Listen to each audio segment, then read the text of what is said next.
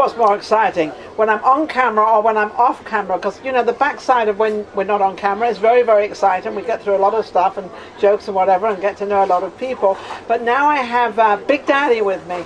Now, Big Daddy, I heard a couple of things that he talked about my show. And I don't know if he likes my show, he doesn't like my show, but he is on my show. So I think he's on my show because he likes it, really. So we're going to find out a little bit. But also you are a pastor. Yes. Yes. So he's got a lot of roles going on, because as you know, I never interview my guests. I don't know what they are, who they are, but I know just a little bit. A little bit of knowledge is very dangerous. Right, absolutely. So you were just telling me the difference between a minister and a pastor. And that's quite interesting. Yes, the logic behind that is every pastor is a minister, but not every minister is a pastor. It's a level or degree. A level of degree. Yes, so if you're yes. a minister, you can become a pastor. Yes, and most have don't. the aspirations as ministers to go into the pastoralship and study then at a How seminary. long does it take to study to be a pastor? It seems like they pop up all over the place. So I don't know. You know, as a pastor, we are on a continuous study. We're always studying. The word says to study to show yourself approved, not being ashamed of the gospel. But if we're going to be able to minister, we have to know what we're ministering about. Yes, absolutely. Now, also with all the gear you have on, he's also something to do with bikes. Yes. And that's to me fascinating. Are you one of these that sort of rev up and... Oh yes, we're go-getters. As a matter of fact, one of the stickers on my gas tank says, "Yes, my bike is fast. No, you cannot ride it." We're not speed demons. We do love big motors, big bikes, loud pipes. We believe that loud pipes save lives. But I am part of a ministry that is founded in San Antonio, Texas, called the Armor of God Motorcycle Ministry. The Armor of God Motorcycle Ministry. That's beautiful. And we're privileged in that we get to navigate and minister to a lot of the motorcycle clubs here in Las Vegas. We have 2 chapters up and running, one in Texas in San Antonio and one in Las Vegas. Really? So what brought you to Las Vegas? What made that happen? A very beautiful woman, and see, there's always a woman behind everything. You know, and the calling of God to come here. I asked why the desert, God, but you know, Moses probably felt the same way. Yes. And I'm starting to take on the look of Moses, so.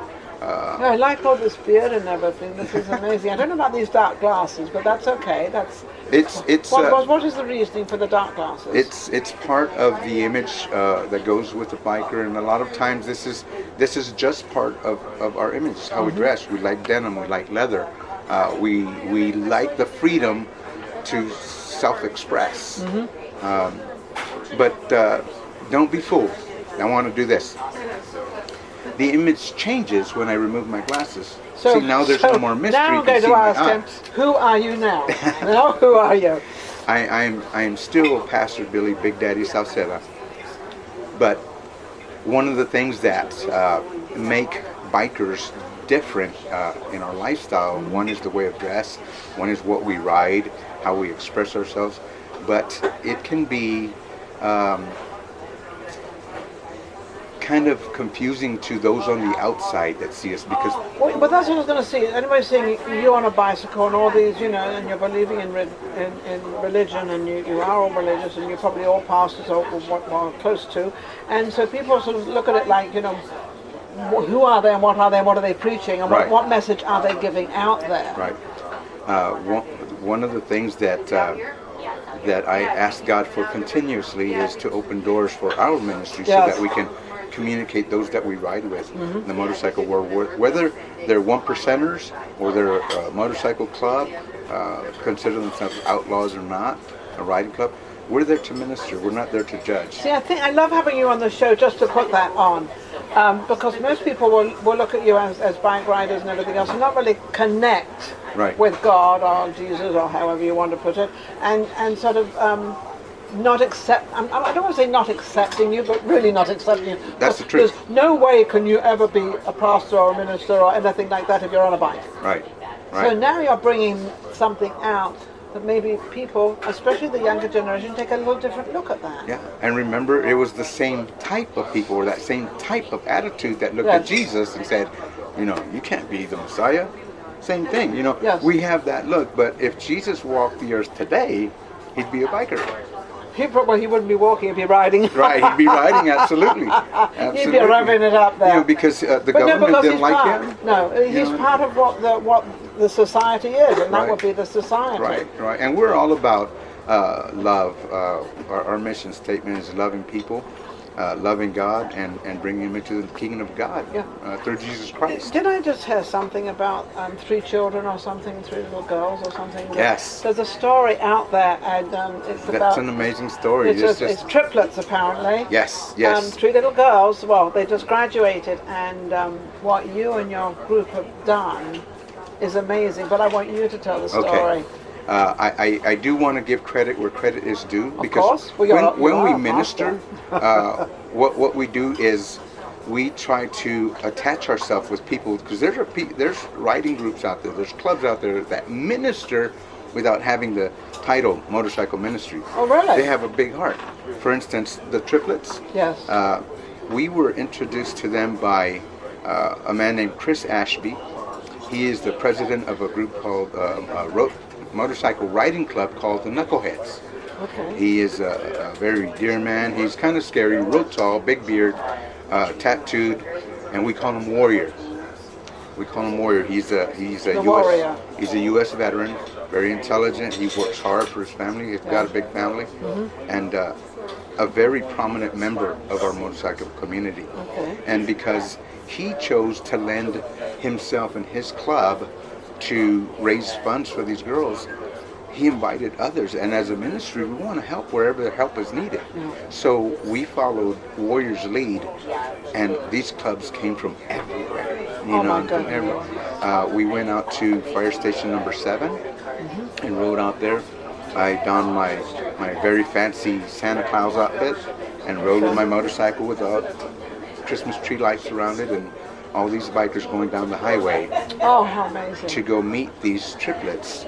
And these girls, let me give you a backstory on these girls. In school, a teacher discovered that they were not being social with other kids. They didn't belong to any other peer group. And so she knew something was wrong. Yes, because they only communicated with themselves, and thank God that they're triplets, so they had, each other. Yes, absolutely. Cool. Yeah. But through investigation and interviewing them, putting them in a group called Gear Up, they found that their mom passed away when they were 3. And then the dad later was arrested and went into prison. So they were forced to live with a grandma that really neglected them a lot. The grandma did not believe in education, so they didn't go back to school, I think, until they were 8. Hello. And they were basically couch surfing. They were homeless in high school, going just from home to home. Home to home, so they never really had a home. Right. And they kept that a secret. They were probably ashamed of what all that was. Right, so they didn't want there's a lot that comes with that. Well, emotion. yeah, because if you tell the other kids, because kids can be very cruel to kids. And they did. They were bullying. They were being bullied. Now here's the great thing about it, is that once the motorcycle community got involved, the bullying stopped. Bullying stopped immediately. Because now they have all these big Papa Bear, burly, bearded, tattooed bikers that just came and loved on them. I love it. And we were there and packed that whole fire station, gave them rides around the... See, it's amazing what God does. It is. It is. If we listen to Him. Yes, absolutely. If we listen to Him. And that's why I feel so privileged, because as a ministry, this is our calling. This is our job, to love and you people understand and help. that. Yes. And you like doing that. And the amazing thing is God always answers that prayer. God, give me opportunity, give me an open door to minister, and He'll attach me to somebody else with a different club.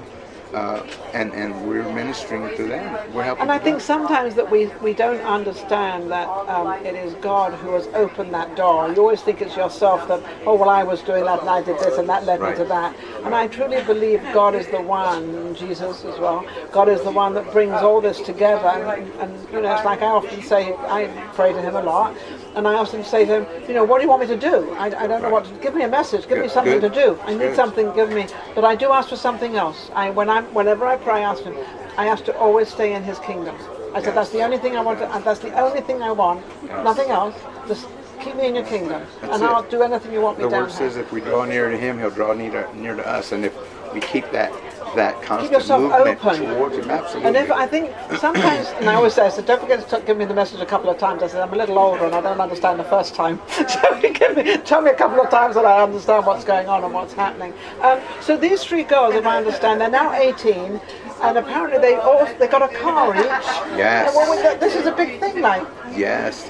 I think it was Nissan. Each one of them at their graduation. Yes. At the graduation, we showed up, a few of the different bikers, different clubs, and one of the attorneys, Stephen Stubbs, got a hold of Fox 5, their surprise team, and the girls had no idea what was going on. No. And we waited for them outside. They had an interview with Fox 5 and told their story, which was very, it was a tear-jerking story. It was very, very sentimental, very emotional. And these three girls, are they still three girls? Yes. Are they still together? Yes. And they're only 18, and they're together. Did you find out, are they going to go to college, or are they going to just be as a team, or are they in the entertainment, or where are they going? All three have received a full scholarship to UNLV, so they'll all be in school together. They have very high goals, very high aspirations. I've got to have them on the show. Doctors Will you bring and them on the scientists. show Absolutely, for me? we can Oh, set I'd that love all up. three. Warrior, we can set that up. Yeah, yes, I'd love to have the three. Because I used to have a children's show, well, a teenage show called Voices of Tomorrow, and I gave all these kids, you know, a voice, a platform to talk. Right. Because we understood them. Yeah, and they needed a platform, absolutely. and you know, because I left home when I was 16. Talk about educating. I never went to school. I know my mother and father didn't believe in it, and I wasn't even educated at home. I don't know what I learned, but anyway, I learned it afterwards. After I was the wisdom 16. of God. The wisdom, yes, I did. I had the wisdom of God. So your life up until now, how do you feel it's gone? Has it gone in a different direction to where you thought it would? Or Yes. What kind of happened? It's interesting because up? I was speaking to another minister of God Lance. out here, and Lance, yes, and he has an amazing story, and you know, one of the things that I was saying is that God can take those things that are undesirable in our lives, and at the time it hurts us so bad, and so we don't want it. It's undesirable. Yes. But He can take that and show you a blessing in it. And what I want to say that parallels with that is, I deal a lot in our community with biker deaths, motorcyclist deaths. Okay. And I go to a lot of the visuals, I do a lot of the memorials, I do the funerals. I don't charge anything. This is just a labor of love. But those things happen, and the survivor has this question of why? Why did he have to go? Why so young? Because I've officiated some ceremonies they're very young, 19, 20, 21. I see. And no fault, at no fault. No, but I always feel that God is like taking them. I think He doesn't want them here anymore. He wants them up there with Him. I look at death in a very different way to most people. Yes. And you know, those are the mysteries God holds that some of us may not know until we're on that side. Yes. And that's one of the questions I want to ask. Yeah, I'm not on that side yet. Yes. I'm not on that side yet. But I do say this to people, the survivors, is that death was not in vain, because that door of opportunity to minister, even for that young one, that people have a question, why? Yes. Why? There are 15, 20 people that come to the Lord at that memorial service or at that visual. So I said, see, He didn't die in vain. No. You know, if I know that He knew Christ, if I know personally through a family member, it's a celebration.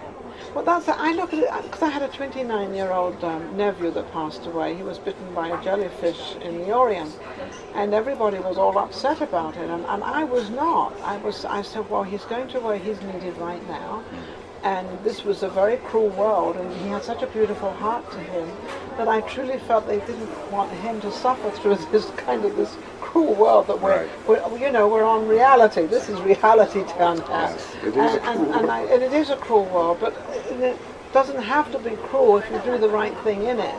And you think the right way, and you try to help. But I know you wanted to ask me some questions. Yes. I forgot about that, but he just hadn't even mentioned that. Let me answer the question about what if I foresaw this coming. It has really come full circle, because the story with the triplets. I went through a situation where the reason my name is Big Daddy is because I had a visiting pastor from Australia in San Antonio, Texas, that prayed over me, and I really didn't want to go to the altar. No, I'm too tired. And another pastor grabbed me and says, "No, you need to hear this guy." And he laid hands on me, and he started to laugh.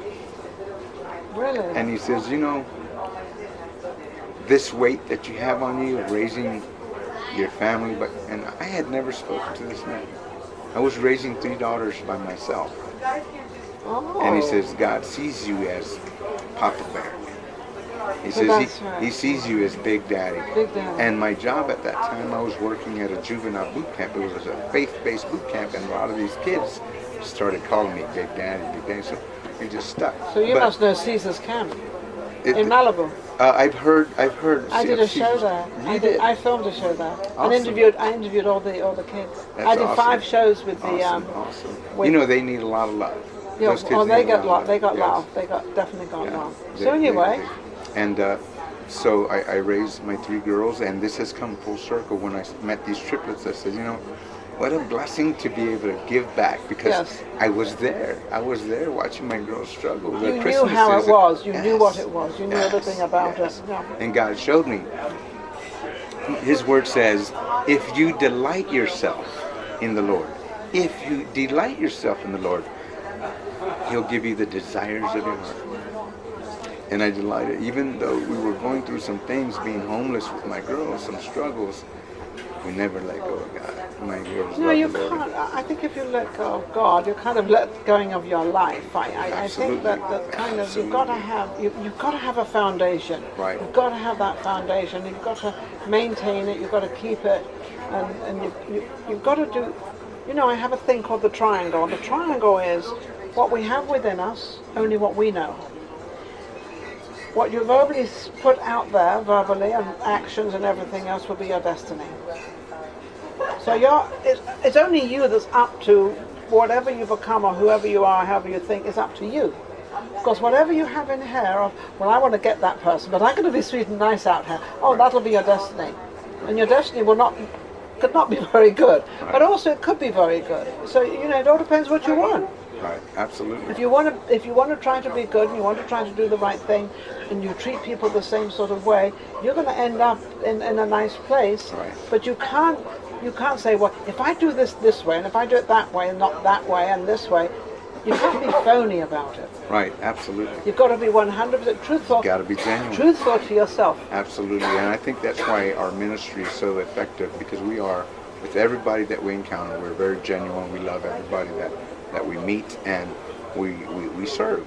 We serve before we are served. Yeah. So, and that's one of the concepts that we build on. Another thing is that I have come from a very bad past. I know what it is to be in prison. I know what it is to do drugs. I know. Oh, wow. And from that background to here, I can't go back anymore. Knowing what God has brought me through you don't to really big and better back, things. do you? No, because that's being away from God anyway. Yeah. And He has supplied me with more than I could ever. I think as a man, you've recognized that it is God that has brought you to where you. Yes. But then as a man, because men really don't like to listen too much, and men, you'll see more women in church than you will yes. men. And I think for yourself to recognize that and to admit it, I think is half your battle, is sort of letting Him take all the glory, not you. And I think that's a little bit, you know, we're getting very religious, but I guess why wouldn't That's I? okay. That's all right. It's fine. It's wonderful. Right. So what did you want to ask me? I wanted to see. I see that you interview a lot of entertainers, comedians, musicians, and this is the first time that I know of that you've ever interviewed anybody that. People use the word religious. To us, it's a relationship with Christ. Religion is the opiate of the masses. A lot of people say, I need God now, and then when they don't, they pull away. We have a relationship. But this being the first time that you have a pastor and minister, No, it's not the first time. it's not the first time. No. Oh, okay. That was my. I had somebody, I think about 3 months ago, Nick. He was a Catholic pastor, priest. Actually, he was a priest, and he has his ministry or his church in near. I think it's near South Point, around that area. I also have a new guy, Lance Pavine. I've known for a long time. That's and he's coming He has back a wonderful onto the spirit. Oh, he's got a great spirit. But he, at that time, when I first met him, he was actually in the marijuana. He was in the health marijuana because of a tragedy with his wife, and that passed away. And then now he's become I don't know if he's a pastor. I think he's a pastor now. And so, yeah, I've had quite a few of them on. A lot of them don't want to come on. But then I've also seen in Vegas, I've been coming to Vegas a long time, I've also seen in Vegas a tremendous amount of churches popping up. Right. So it's becoming, I often wonder, are they praying so that they can win? A lot of praying goes on when you're gambling in Vegas. When you're connected to the church when you're or losing, not. please God, no, Please don't let me lose any more. Absolutely. Okay, so that's answered your question on that. Yes, So yes, yes. I like to have lots of different business people on as well. Right. We do incorporate a lot of comedy at our church. We have a biker church service every Sunday at 1 o'clock at Celebration Church out there on North Vegas, out of Rancho and Gowan. Okay. And I do believe that laughter does good like a medicine. Oh, Proverbs says laughter does good like a medicine. So that's part of my job, is to try to make things light for them, so that we can now break bread and not have anything between And I think us. if you're lighter, I think you can get the job that you want done better. Yes. If you're always angry, I mean, when people are always angry, they're going to find more anger and more anger. It's going to get darker and darker. And I'm not a negative person. I'm a positive person. I always think of, I will always sort a situation out, but I will kind of sit back. I won't give my opinion right away. I say, well, let's hang in a second. Let's just sort this thing out. Let's see where we're going with this, and let's see what's happening. And that's how I kind of. So I don't go positive because got to laugh. I go positive because I think that's the answer. Right. Myself. I think to think on the positive side of what can happen. Right. If you think that way, it is going to happen. Absolutely.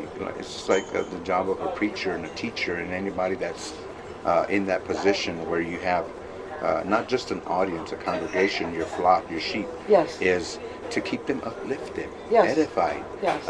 My mentor and pastor, Danny Hand, hey PD, I love his preaching style because he incorporates that coach attitude when he's preaching, and he won't. If we're losing, he knows how to give that pep talk. He comes back with it, and I think he edifies. Life, for every day that comes is gone. So life is just very, very short, and I'm realizing it. I've had the most beautiful life that any woman could have. I've had everything. I have had absolutely everything. And I look at it and I'm still getting everything. I'm still getting in a different degree, in a different way. Right. But you have to accept that of the different degrees. But I've had the most beautiful life any woman could have. Yes. And it's just, I have truly been blessed. Yes, I tell people often, because it's the truth when I reflect on my life. I said, my life didn't start out that great, but it's ending marvelously. It's ending so beautiful and just fantastic. Well, mine wasn't great either. My first 16 years of life, I don't know what it was, but whatever it was, it's supposed to be childhood and it's supposed to be a happy time, but whatever it was, it was. I don't regret it because I learned a lot in it.